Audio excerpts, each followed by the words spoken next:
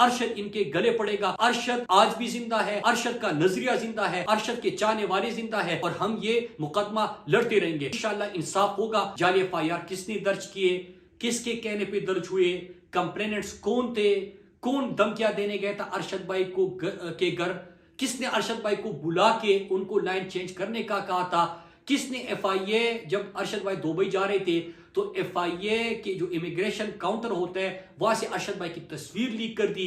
Dubai किसको भेजा गया, अरशद को धमकियां दी गई, अरशद भाई को मजबूर किया गया दुबई से निकलने के लिए। ये तमाम सवाल मैंने पूछे थे और मैं आपको बताता चलूं मेरे पाकिस्तानियों कि जो फैक्ट फाइंडिंग कमेटी की रिपोर्ट आई है उसमें दो चीजें, सिर्फ दो सवालों के जवाब उन्होंने ढूंढने की जब कोशिश की है तो आपके सामने क्या आया कि दुबई अरशद भाई का वीजा एक्सपायर नहीं हुआ था, जिस तरह अरशद भाई का जनाजा पड़ा हुआ है और इधर प्रेस कॉन्फ्रेंस की जाती है और पूरे पाकिस्तान में बयानी की जंग शुरू की जाती है कि अरशद भाई का वीजा एक्सपायर हो गया था, ये दो झूठ बोल रहे हैं कि अरशद को निकलवाया गया।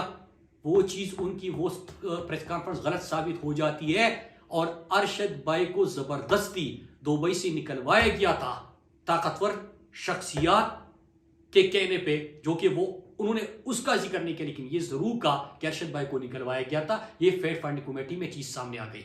दूसरा कि किसने जाली FIR किए थे, हम बार बार पूछ रहे थे। एक मेमन गोट दो थाने का SHO, एक FIR का सिर्फ, जब उनको बुलाया गया तो उन्होंने कहा कि फला इदारे के ऑफिसर्स हमें बुलाया था, वो बैठे हुए थे, उन्होंने हमें कहा था FIR दर्ज करने के लिए, तो वो चीज भी एक्सपोज हो गई। तो अभी उस वक्त मैंने जो सवाल दिए थे उसी के ऊपर जो भी जवाब ढूंढने की कोशिश की गई है वो आप कातिलों तक या धमकियां देने वालों तक, उन तक आप पहुंच चुके या आगे बढ़ चुके। तो ये एक फैक्ट फाइंडिंग कमेटी की बात हुई। दूसरा JIT, जब सुप्रीम कोर्ट के हुक्म पे JIT बनी और जब JIT बन रही थी, मैं आपको ये बताऊं कि मुझे सुप्रीम कोर्ट ने बुलाया नहीं था, मैं खुद से सुप्रीम कोर्ट गया क्योंकि मेरा भाई अरशद भाई, हम सब पाकिस्तानियों की आवाज, पाकिस्तानियों की दिलों की आवाज, नजरिया पाकिस्तान के ऊपर साबित कदमी से खड़ा होने वाला, पाकिस्तान का बयान या दुनिया तक पहुंचाने वाला, शहीदों का वारिस और हर गरीब, हर मजदूर, हर कानून को मानने वाले, आइन को मानने वाले, उनकी लिए खड़ा होने वाला, उनके साथ देने वाला अरशद भाई की बात है। तो मैं सुप्रीम कोर्ट खुद गया। वहां पे जब JIT बनाई गई तो JIT ने मुझे बुलाया और मैं आपको यह बताता चलूं कि यहां पे बात होती है कि मुराद सईद को बुलाया तो मुराद सईद नहीं गया। झूठ, सफेद झूठ। और ये झूठ कौन फैला रहा है मैं आज आपके सामने वो भी बता रहता हूं। JIT के सामने न मैं सिर्फ पेश हुआ बल्कि मैं 2 दफा JIT के सामने पेश हुआ। एक दफा जब मैं गया वहां पे काशिफ अब्बासी साहब, आदिल राजा जो अरशद भाई के प्रोड्यूसर थे, उनको भी बुलाया गया था, उनसे भी मेरी वहां पे मुलाकात हुई। JIT के सामने जब मैं दूसरी दफा पेश हुआ तो मैंने तहरीरी जो भी अरशद भाई ने मुझे खदशात या अरशद भाई ने अपने खतरात उसका जिक्र किया था वो मैंने अपने तहरीरी बयान में वो दर्ज कर दिए हैं, उसी तरह जिस तरह अरशद भाई ने मुझे बताया था और हर सफ़े के ऊपर मेरा दस्तखत भी मौजूद है।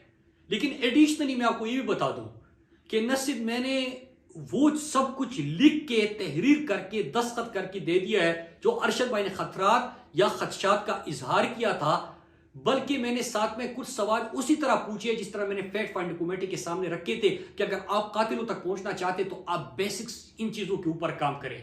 सिर्फ 2 सवालों के ऊपर काम हुआ और आपके सामने कितने हक़ाइक़ सामने आ गई। इसी तरह मैंने JIT के सामने भी रखे हैं। अब सवाल यह होता है कि जब ये तमाम चीजें मैं कर रहा हूं तो मैं इसका जिक्र क्यों नहीं कर रहा। ये जो रोज कहते हैं कि मुराद सईद को बुलाया, मुराद सईद पता नहीं क्या, अब मैं आपको जवाब दूं, मैं मीडिया नहीं कर रहा। अरशद भाई मेरे लिए पॉलिटिक्स नहीं है, अरशद मेरे लिए बयानी की कोई जंग नहीं है।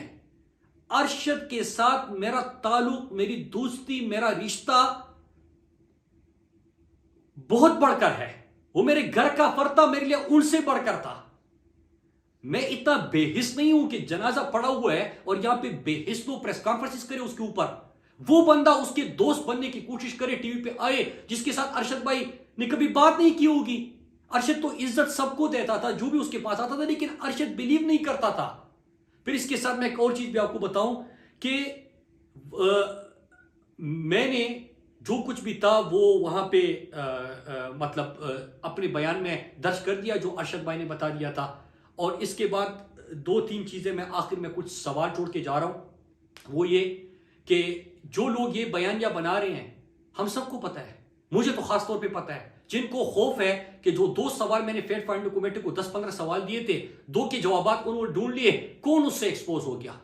तो जो एक्सपोज हो गया ना, तो उसको खौफ है, तो जिसको खौफ है तो वो ये प्रोपेगेंडे कर रहा है।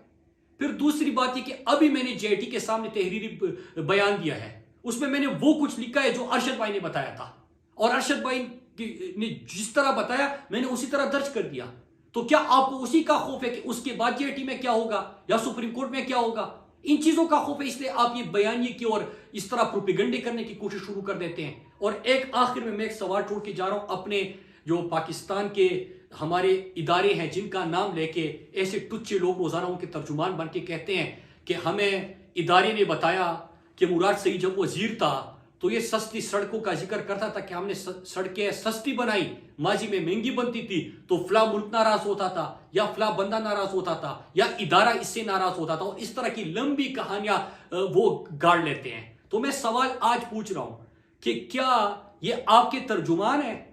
आपने इनको ये कहानियां बता के बुला के अपने तर्जुमानी का टास्क दिया हुआ है? और ऐसे एक बंदा नहीं है, जो लोग आपसे मिलते हैं, जो चाय में रस डबो डबो के वो आपके गिनते रहते हैं, तो वही लोग आके फिर ये बातें शुरू कर देते हैं। तो आप वजाहत करें कि क्या ये आपके कहने पे हो रहा है? अगर आपके कहने पे हो रहा है तो कल बैठ के मैं इसके तफसीली जवाब आपको दे दूंगा।